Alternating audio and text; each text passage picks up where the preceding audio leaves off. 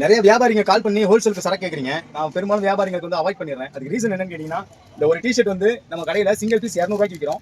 10 piece வந்து 1000 விற்கிறோம். 100 கொடுக்குறோம் மொத்தமாக எடுத்தா. ஒரு ட்ராக் பேண்ட் 200 விற்கிறோம். அதாவது LXL XXL இருந்து 5XL வரைக்கும் 200 விற்கிறோம் சிங்கிள் பீஸ்.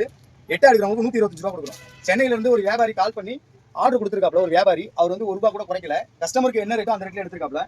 L 10 டிஷர்ட் எடுத்துருக்காப்ல. XL 15, XXL 15, XXL track pant 15, 3XL 15, 4XL 15, 5XL 15, அதாவது 15 பிக் சைஸ் ஃபுல்லா ஆர்டர் கொடுத்துருக்காப்ல. ₹125 8 ட்ராக் 1000 கணக்கு பண்ணி கொடுத்துருக்கோம். அதே மாதிரி டிஷர்ட் ₹100 கணக்கு பண்ணி கொடுத்துருக்கோம். நீங்க வியாபாரிங்க கால் பண்றீங்க, கால் பண்ணி பொருள் வேணும்னு சொல்றீங்க. கஸ்டமர் கொடுக்கறத விட கம்மியா கொடுங்கன்னு கேக்குறீங்க. எப்படி கொடுக்க முடியும்? 200 விற்கிற பொருள் 100 கொடுக்குறேன். கஸ்டமர் 10 பொருள் எடுக்கிறாங்க. 10 பொருள் எடுக்கிறவங்க எப்படி ரீட்டைல் கஸ்டமர் ஆவாங்க? 10 பொருள் அவங்க எடுக்கும்போது அவங்களே ஹோல்சேல் தான் எடுக்கிறாங்க. அவங்களே ஹோல்சேல்ல வந்து தான் 10 எடுக்கிறாங்க. கடைக்காரங்க ஃபோன் பண்ணி 100 பீஸ் வேணும், 200 பீஸ் வேணும், ₹100 இருந்து குறைச்சு கொடுங்க அப்படின்னா இத ப்ரொடக்ஷன் பண்றாங்க. அங்கே போனாலே கொடுக்க மாட்டாங்க. ஏன்னா ரெடி பண்றதே நான் தான். ₹100 விற்கிறேன். அப்புறம் அதுல இருந்து எப்படி குறைச்சு கொடுக்க முடியும்?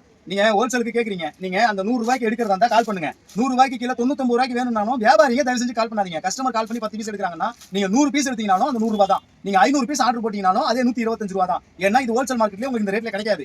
வியாபாரிங்க வேணும் அப்படின்னா இந்த ரேட் ஓகேனா நீங்க கால் பண்ணுங்க.